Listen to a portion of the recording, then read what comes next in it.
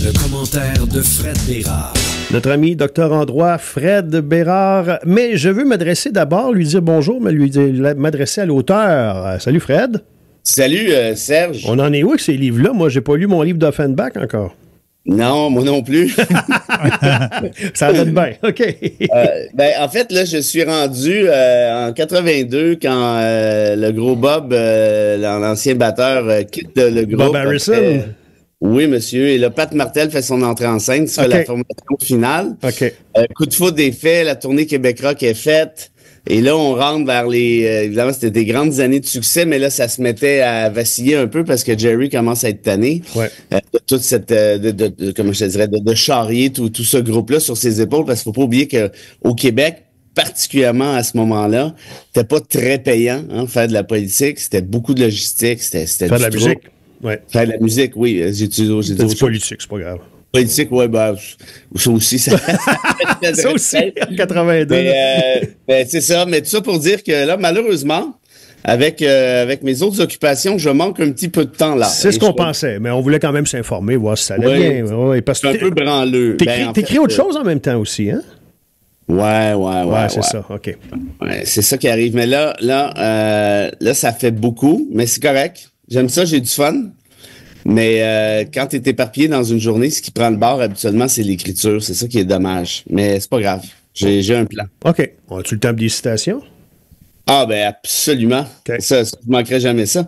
Alors, Abraham Lincoln. Oui, t'aimes pas. Ancien président américain. Oui. Qui était un républicain. Un grand de chez les grands. Comme quoi, le Parti républicain, c'était un début, hein? Ouais, ça a évolué d'un autre bord. Je suis pas sûr que moi, si Lincoln voyait ce qui se passait. Ouais. Et sinon, et tu sais que je suis un professionnel, hein, mon Serge? Oui, essayez pas ça à la maison. Je suis allé te dénicher une citation d'un poète italien que je ne connaissais pas. Oh. Né au 13e siècle. Ah, tu le connaissais pas, toi non plus? Zéro puis une barre. OK. Et donc, né au 13e siècle, ça fait un petit bout, mais un petit bijou. Il y a eu des petites variations sur thème, notamment quand je vous parlais de Desmond Tutu, mais celle-là, je pense, est encore plus jolie. Oh! Ouais. Son nom, c'est quoi? Ouais, ça, c'est le doute pour Dente, le prénom, ça va, mais je sais pas comment le prononcer parce que le H, en italien, tu le prononces pas. Tu sais, il y en a qui disaient Pierre Foglia. C'était pas Foglia, c'est Folia. Ouais. On prononce pas le G. Alors, lui, il s'appelle Alighieri. Je sais pas si je prononce le G dans ce cas-ci parce qu'il y a un I avant. Faudrait que je demande à mes amis italiens de Mont-Laurier. Bon, alors, l'italien, Al Dente Alighieri, ou bien Abraham Lincoln. Donc, ça, c'est le 1 et Alighieri, le 2. Voilà, à vous de jouer, à vous de choisir 825-255-9909. Tu m'as envoyé quelque chose hier qui fait sursauter, on va y revenir. Juste avant, on n'a pas commenté le sondage il y a quelques jours au niveau des intentions de vote au fédéral, au Québec. Les conservateurs gagnent du terrain. Poilievre est à 27, les conservateurs, et 33 pour le Bloc, alors que le Bloc s'enlignait pour en juste noce, là, pour aller chercher un balayage presque. Moi, je pense que ça va être difficile pour le Bloc, très clairement. Parce que, tu sais, le discours, on défend les intérêts du Québec, OK, mais comme quoi, mettons précisément? Puis là, c'est sûr, si on parle à Marie-Hélène, elle va sortir une liste de 62 réalisations dans les 2 dernières années, puis elle aura raison. Mais malheureusement, la mémoire collective en politique, là, ça dure 6 mois. Les gens oublient rapidement. L'électorat est archi-volatile. Ça se promène d'un bord, ça se promène de l'autre. Les gens ne suivent plus. Puis je blâme personne en disant ça. Les gens sont occupés, essaient de boucler les fins de mois. Ils ont d'autres choses à faire. Puis c'est pour ça que c'est le fun qu'on ait cette chronique-là le matin. Je pense que c'est une manière justement de parler politique avec les gens. Souvent, c'est leur seul moment, de ce que j'ai compris. C'est le seul moment de la journée, ou presque, où ils entendent un petit peu parler politique, puis ils peuvent s'informer. Mais reste que... Si tu demandes aux gens, le Bloc, tu y crois-tu vraiment? Il y en a plusieurs au Québec, puis pas nécessairement pour des raisons qui sont valables, là, pour protéger. Oui, des raisons tout à fait légitimes. On va dire oui, défendre le Québec. Ouais. Mais si tu arrives avec... Ça a toujours été ça le problème du Bloc, hein, pour te dire bien franchement, là, c'est pas d'hier. Le Bloc a souvent été très fort quand il y avait un parti libéral au pouvoir qui avait l'air assez fort lui aussi, dans le sens où on essaie de contrer l'effet du parti qui est vu comme plus centralisateur, souvent, à juste titre, en disant, ben nous, on va défendre les intérêts du Québec, on va essayer d'envoyer une espèce de contrebalancier, en quelque sorte. Par contre, quand tu arrives avec un gars, mettons que je parle de Pierre Trudeau dans ce cas-là, OK? Évidemment, le Bloc était pas là, mais le mouvement nationaliste au Québec était plutôt puissant à ce moment-là parce qu'on disait non, on veut pas se faire écœurer par Trudeau. Quand Barron Mulroney est arrivé, lui, il a été très, très wise là-dedans parce qu'il est allé chercher l'appui des nationalistes québécois qui avaient voté oui, notamment en 80. Il en a même nommé ministre. 2 ou 3 là-dedans, si je me trompe pas. Et donc, pour plusieurs Québécois nationalistes qui avaient voté oui, le Parti conservateur, évidemment, à l'époque, le Bloc n'existait pas, je le répète, mais le Parti conservateur personnifiait l'espèce de, comme disait René Lévesque, l'espèce de beau risque. On va réformer la Constitution dans le sens du Québec, et ainsi de suite. Bref, les conservateurs font moins peur que les trudeauistes, ou puis on s'entend que Jean Chrétien, c'est un trudeauiste aussi. Là. C'est donc que là, tu arrives avec un Poilievre. Il joue pas cette carte-là, hein, mais Stephen Harper, lui, la jouait. Quand il parlait, il commençait toujours ses discours en français, si tu te souviens bien. Il avait promis une place, un siège à Québec, à l'UNESCO. Puis il était toujours, bon, OK, le déficit fiscal, on va faire ci, puis on va faire ça. Puis ce qui fait en sorte que je le répète, moi, je pense que c'est souvent de la bullshit de la part des conservateurs. Puis il y a des gens au Québec qui tombent, je pense, dans ce piège-là. Puis là, ça, c'est ma perception, vous n'êtes pas obligé d'être d'accord. Et ce qui fait donc aujourd'hui, en 2025, pour faire une histoire courte, t'as Poilievre qui fait moins peur, entre guillemets, que Trudeau. Puis il y en a qui se disent aussi, ben le Bloc, c'est le fun, mais c'est parce que là, on aimerait ça peut-être gouverner aussi. Puis pour ça, ben, faut voter pour le parti qui va être au pouvoir si on veut avoir des ministres. Moi, cette rhétorique-là, j'y crois pas trop. Hein. C'était la rhétorique caquiste, genre voter pour une députée CAQ à Mont-Laurier, puis vous allez voir à quel point ça va être merveilleux par la suite si vous avez une députée qui est dans le parti au pouvoir, au gouvernement. Ouais. On voit ce que ça donne. Alors que c'est un peu le même réflexe pour certains en disant, ben, on aimerait ça, nous, avoir des ministres à Ottawa. Mais évidemment, pour avoir des ministres à Ottawa, tu peux pas voter Bloc, il faut que tu votes conservateur. Est-ce que ça changerait vraiment quelque chose à cet effet-là d'avoir des ministres à Ottawa pour le bien de ça reste à voir? Il y en a qui disent que oui, il y en a qui disent que non, dépendamment de quel enjeu on parle. Mais je pense que cette cassette-là est surfaite déjà à la base. Mais ce qui surprend, c'est qu'on disait que les gens au Québec n'étaient pas prêts pour la façon de faire de Poilievre. C'est un peu plus cow-boy, un peu plus... Ça. Là, tu viens de mettre le doigt, là, tu as raison, puis j'aurais dû le dire. C'est vraiment archi pertinent ce que tu viens de dire, là.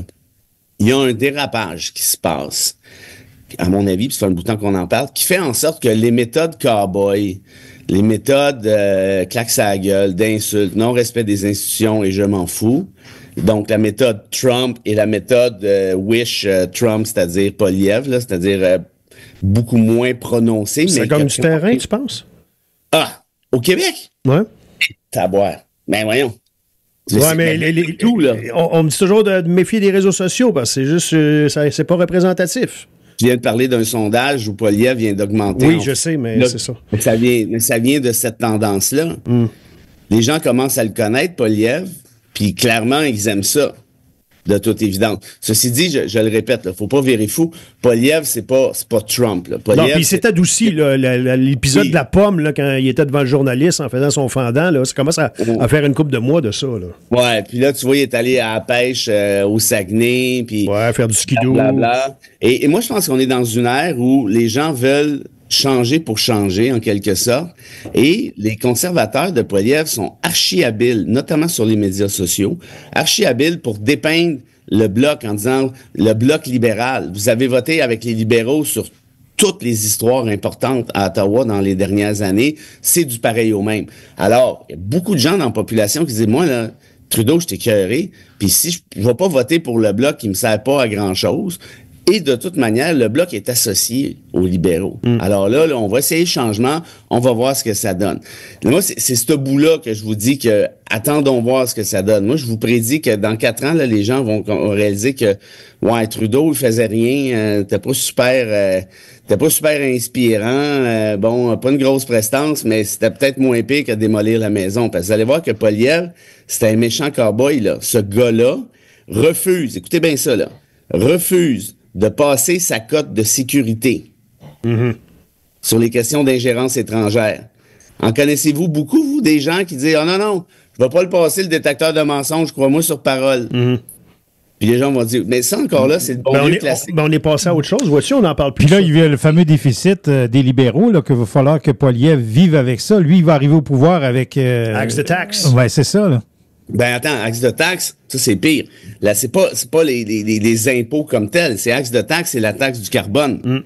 Donc la bourse du carbone qui a été créée par le gouvernement Trudeau, qui a été reconnue par la Cour suprême parce qu'il y avait des provinces qui chialaient en disant que c'était de leur juridiction. La Cour suprême, à 5-4, a dit non, non, c'est fédéral, ça peut exister.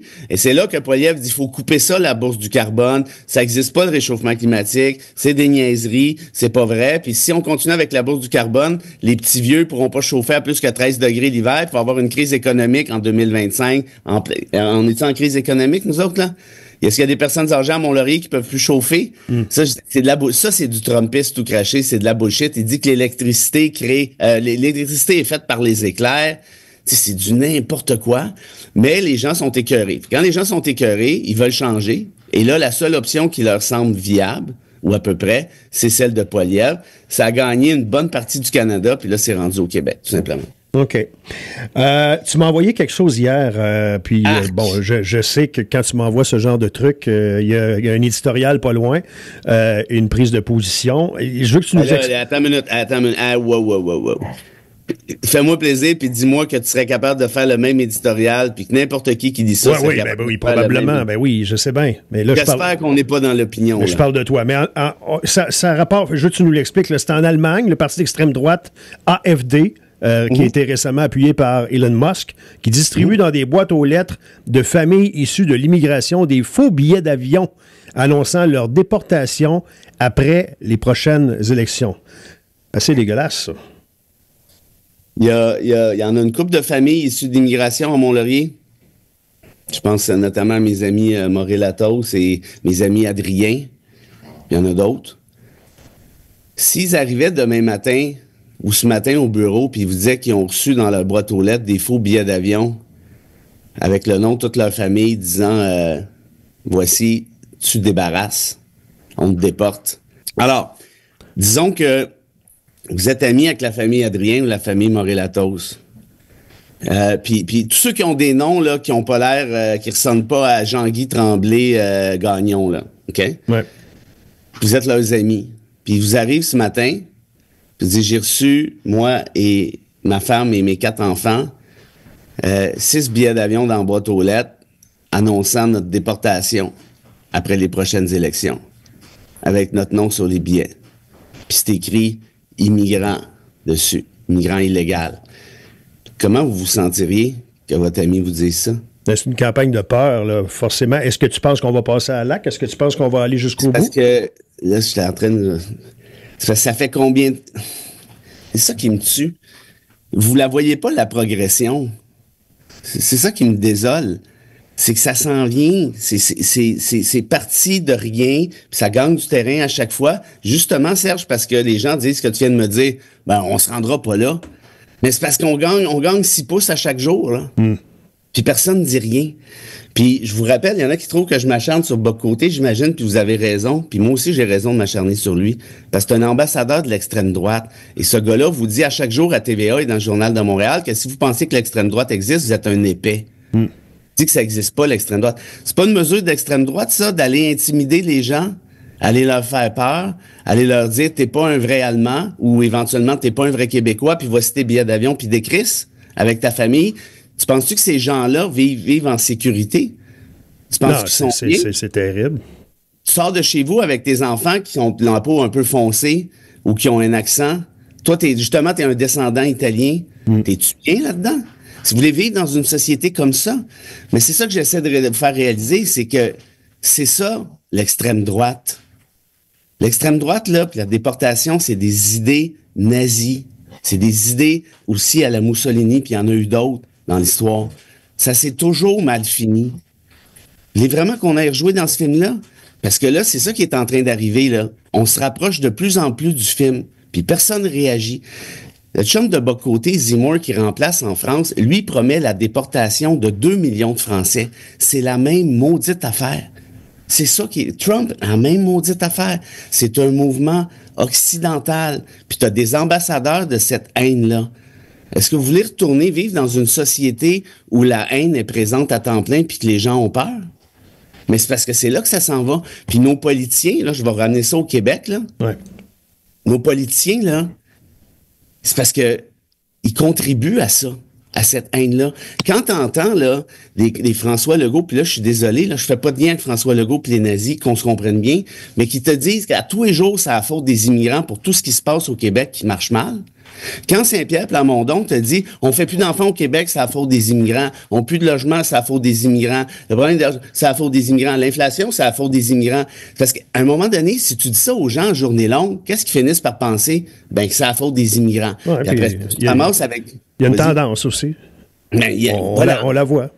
Puis ces gens-là sont irresponsables. Et tu as un journal qui est irresponsable aussi.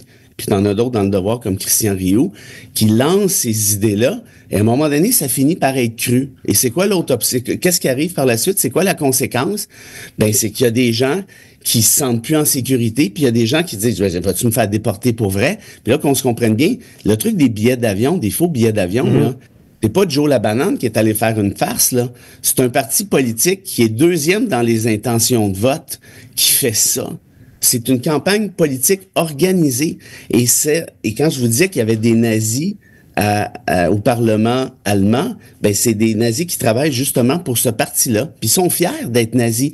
Et le chef de ce parti-là utilise des slogans nazis. Il a été condamné par la justice. Il dit, je m'en fous, je vais continuer d'utiliser des slogans nazis. Puis il est encore, il est à 24%. Je veux dire, c'est incroyable. Et là, nous, on regarde ça aller, puis on se dit ce que tu dis, ben, ça arrivera pas. Ben, c'est parce que pendant que nous, on se dit ça arrivera pas, t'as des bas-côtés qui t'écrivent 12 chroniques par jour pour te dire qu'il faut s'en aller là. Il est subtil, il est brillant, c'est pas un épais, il te le dit pas dans ces mots-là. T'as-tu vu une chronique, toi, dans le Journal de Montréal, dénoncer ce que je te dis là ce matin? Mais non. Jamais. Puis il n'y en aura pas. Pourquoi? Parce que bas-côté, t'écris l'extrême droite, ça existe pas. Fait que, si ça existe pas, c'est pas de l'extrême droite. Fait que si c'est pas de l'extrême droite, c'est pas dangereux. Fait que si on déporte les gens, pas de trouble. Puis là, on parle juste, entre guillemets, de déportation. La prochaine étape, ça serait quoi, d'après toi, si on suit l'histoire?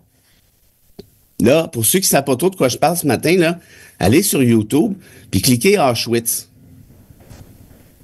Puis vous allez voir. On y va avec la citation, Fred? Oui. La citation 2, si tu réussis à nous dire le nom de l'Italien comme il faut. Je t'écoute, Fred.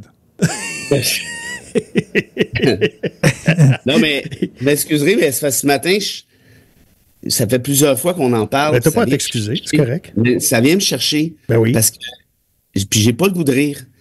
Parce que ça se dessine vers ça. L'humanité s'en va vers ça. Puis les gens ne réagissent pas. Puis ça, c'est ça qui est arrivé en Allemagne nazie aussi. Les gens ne réagissaient pas jusqu'à temps qu'il soit trop tard. Et là, il y en a qui disent, oui, mais c'est en Allemagne. Ben, avant d'arriver à ces folies-là de billets d'avion, là, c'était le même discours anti-immigration qu'on entend de la CAQ puis le PQ à journée longue. Alors, la citation de Dante Alighieri ou Alighieri. Désolé, je vais me renseigner conformément à mes obligations professionnelles. Moi, je trouve que ça sonne bien. Oui, on aime ça. Tu devrais pas t'en faire avec la prononciation. Deux options pour pas l'insulter, mais de toute façon, je pense qu'il s'en fout un peu de CFLO ce matin. Alors, la citation. Les pires places de l'enfer, André Léonard, sont réservées à ceux et celles qui, en temps de grande crise morale, demeurent neutres. À demain, Fred, merci. Passe une belle journée. Prends soin de toi, là.